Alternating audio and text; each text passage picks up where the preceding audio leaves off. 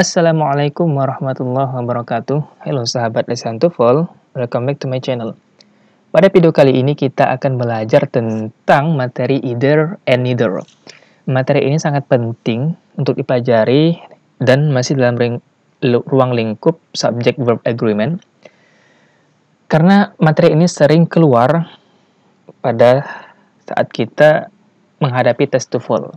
Juga materi ini juga dapat dipelajari bagi teman-teman yang memang sedang mempersiapkan tes-tes bahasa Inggris lainnya, yang itu terkait langsung dengan materi ini. Baiklah teman-teman, kita langsung saja, tapi sebelum itu kita intro terlebih dahulu.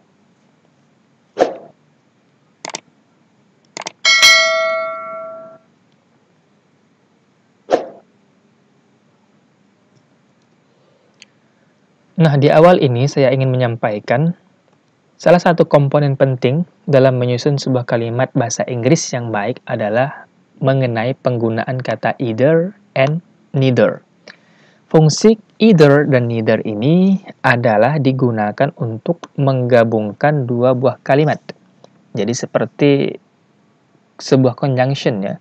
Namun, either dan neither, walaupun fungsinya menggabungkan dua buah kalimat, mereka itu sangat berbeda jika dibandingkan dengan conjunction yang selama ini kita kenal, seperti when, while, so, because, dan lain-lain. Karena conjunction tersebut, yang saya sebutkan sebelumnya itu, tidak terikat aturan baku atau tidak mempunyai rumus tertentu terkait penggunaan mereka, di mana meletakkan mereka, lalu kata apa, apakah verb yang mengikuti mereka itu berubah atau tidak. Nah, ini sangat berbeda dengan either dan neither. Either dan neither ini punya aturan tersendiri, punya rumus tersendiri, bagaimana mereka itu nantinya sangat berperan besar terhadap perubahan verb yang mengikuti mereka. Oleh sebab itulah, either dan neither masuk dalam ruang lingkup materi subject verb agreement. Kita lanjut. Nah, penggunaan either dan neither, setidaknya nanti ada 5 kondisi ya. Dan pada video kali ini kita akan fokus membahas pada kondisi yang kelima. Namun ada baiknya juga saya sampaikan kondisi pertama, kedua, ketiga, dan keempat agar teman-teman dapat gambaran kondisi-kondisi penggunaan either dan neither dalam kalimat bahasa Inggris. Kondisi yang pertama, either dan neither ini berfungsi sebagai pronouns. Lebih tepatnya subject pronouns, karena pronouns kan setidaknya ada 5 ya. Nah, salah satunya itu either dan neither berfungsi sebagai subject pronouns. Contoh kalimatnya, either one of the girls will make it to the final. Dan ketika dia berfungsi sebagai pronouns, subject pronouns maksud saya, maka translate-nya dari kata either adalah salah seorang. Salah seorang, dan diikuti one di sini. Dari perempuan itu akan masuk ke babak akhir. Nah, teman-teman, kondisi pertama ini tidak saya bahas panjang lebar. Kenapa? Ya karena kita pada video kali ini lebih fokus kepada kondisi kelima nanti. Ini hanya saya menyampaikan sekilas ya bagaimana penggunaan either dan neither dalam kalimat bahasa Inggris. Kondisi yang kedua, either atau neither berfungsi sebagai conjunction. Nah, seperti saya sebutkan pada 2 slide sebelumnya, either dan neither ini memang berfungsi sebagai conjunction ya. Layaknya conjunction itu menggabungkan dua buah kalimat berbeda menjadi satu buah kalimat yang baru. Contoh, my friend offers me either going to Japan or skiing in Iceland for our graduation trip. Nah, kata either ini menggabungkan kalimat yang pertama, yakni my friend offers me, dan kalimat yang kedua, going to Japan or skiing in Iceland for our graduation trip. Ini fungsi either atau neither sebagai conjunction, menggabungkan. Kita lanjut. Kondisi yang ketiga, penggunaan either atau neither sebagai adjectives. Contoh, John can either take the camera tomorrow. John juga bisa atau boleh membawa kamera besok. Nah, ketika either atau neither berfungsi sebagai atau berperan sebagai adjectives, maka di sini memberi penekanan bahwa si John sebagai subjek boleh membawa kamera besok. Jadi pilihan diserahkan kepada si subjek, yakni John. Itu definisi ketika either atau neither berfungsi sebagai adjectives. Kondisi yang keempat, penggunaan either atau neither sebagai adverb, khusus dalam bentuk negative agreement. Nah, mengenai adverb dari either atau neither ini dalam kalimat negatif juga nanti akan saya buatkan video khusus karena ini juga materi yang penting ya, sering keluar dalam tes TOEFL atau tes-tes bahasa Inggris lainnya. Nah, ketika kita tidak paham mengenai either atau neither pada kondisi yang keempat ini, maka dapat menyebabkan tes TOEFL kita itu bisa gagal. I didn't see Mary this morning and John didn't either. Nah, ini ya. Kondisi keempat terkait penggunaan either dan neither. Dan pada kondisi yang keempat ini juga nanti mereka punya rumus tersendiri. Ya, makanya saya akan bahas kondisi yang keempat ini pada video yang lain. Karena pada video kali ini kita akan fokus belajar pada kondisi yang kelima, yakni penggunaan either atau neither sebagai subject pronouns yang diikuti oleh or atau nor. Kita langsung masuk ke contoh. Either John or George is bringing the car. Salah seorang. Nah, seperti saya sebutkan di awal tadi, ketika dia berfungsi sebagai subject pronouns, maka artinya adalah salah satu atau salah seorang. Antara John atau George sedang mengemudikan mobil. Nah, kalimat ini, saya kotakin dulu ya. Tidak serta-merta kita tuliskan seperti itu, asal-asalan. Tetapi ini ada rumusnya. Oke, kita langsung masuk pada slide selanjutnya untuk membahas rumus-rumus yang saya maksudkan. Nah, when either or neither, dua kata ini ya, are followed by or and nor, ketika either atau neither diikuti oleh or atau dan nor, dan ini sudah dipasangkan seperti ini, matching ya, and either berpasangan dengan or, sedangkan neither berpasangan dengan nor, tidak pernah bisa ditukar, tidak boleh. The verb, nah ini, may be singular or plural. Nah, ini saya maksud kenapa either dan neither itu berbeda dengan conjunction lainnya. Karena keberadaan mereka itu berpengaruh terhadap perubahan verb yang mengikuti mereka dalam sebuah kalimat. Bisa berbentuk singular ataupun bisa berubah menjadi plural. Depending on whether the noun following or and nor is singular or plural.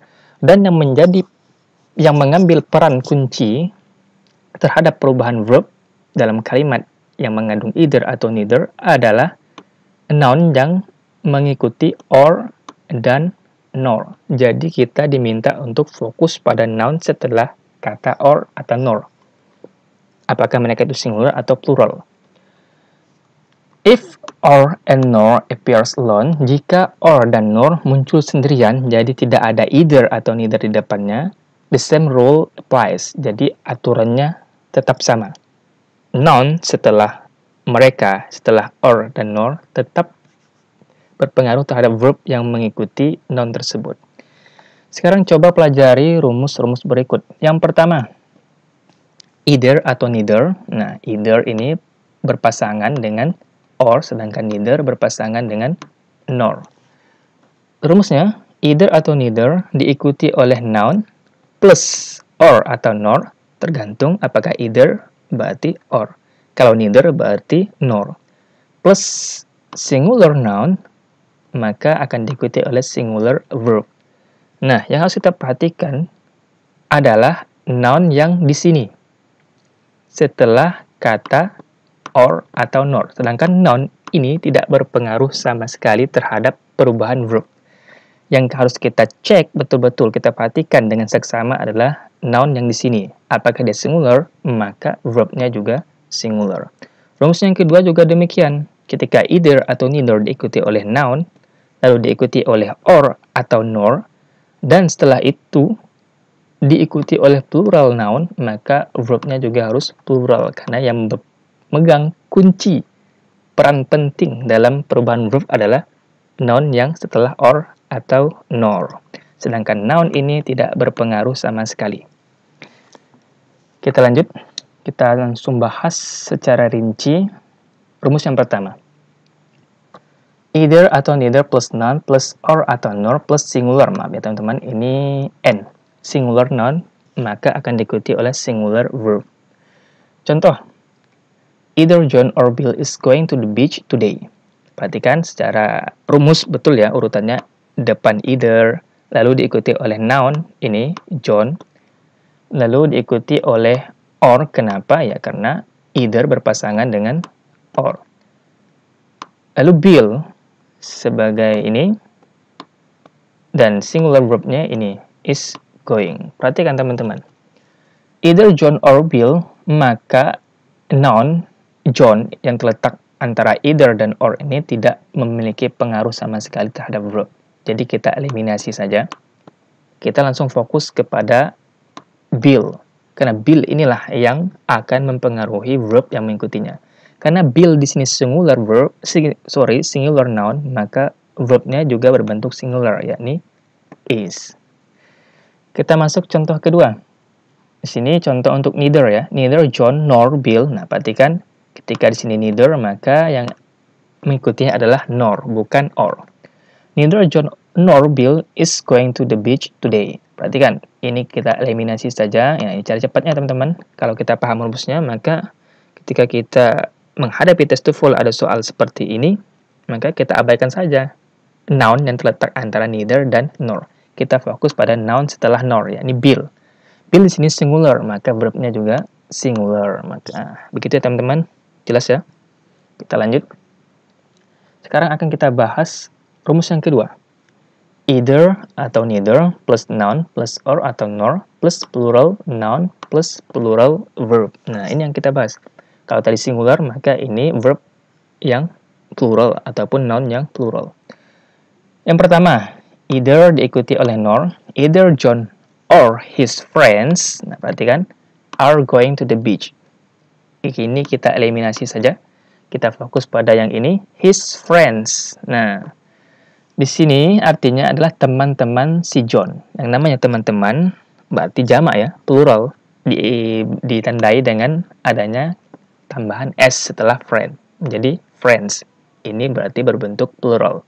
Karena di sini plural, maka verbnya juga harus plural. Nah, di sini maka dituliskanlah plural verb berbentuk are.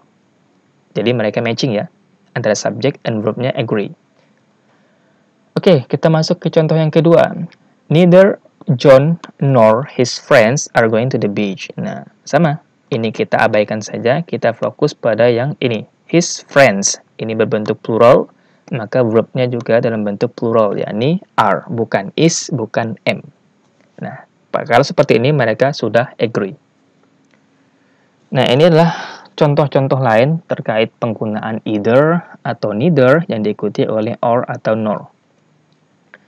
Yang pertama, contoh pertama, neither John nor Jane is going to the class today. Oke, kini kita abaikan saja. Kita fokus ke sini, Jane, singular, maka verbnya juga singular, yakni is. Mudah ya? Number 2, neither Maria nor her friends are going to the class today. Perhatikan, ini kita abaikan. Kita fokus pada yang ini. Nah, ini her friends, berarti plural. Plural noun, maka verbnya juga berbentuk plural, yakni are. Agree ya mereka. Contoh ketiga, nah ini yang saya ingin teman-teman perhatikan betul-betul di sini. Ada sebuah catatan, tadi di awal sudah saya sampaikan. Nah, di sini saya tampilkan kembali. If, or, and nor appears alone. Artinya, jika or dan nor itu muncul tanpa diawali oleh neither atau either di depan. Nah, ini kan tidak ada ya, langsung John disebutkan. Tidak either ataupun neither. Seharusnya kan karena di sini or, maka di depan itu harusnya either. Nah, kalimat ini ketika or tampil sendirian, tidak mengikuti either, maka aturan yang sama juga tetap berlaku. Artinya, yang berpengaruh terhadap verb itu adalah tetap si George ini, noun setelah kata or. Sedangkan John kita abaikan saja. Nah, George ini berbentuk singular, maka verbnya juga singular, yakni is. Number 4, either Carmen or the boys have seen this movie before.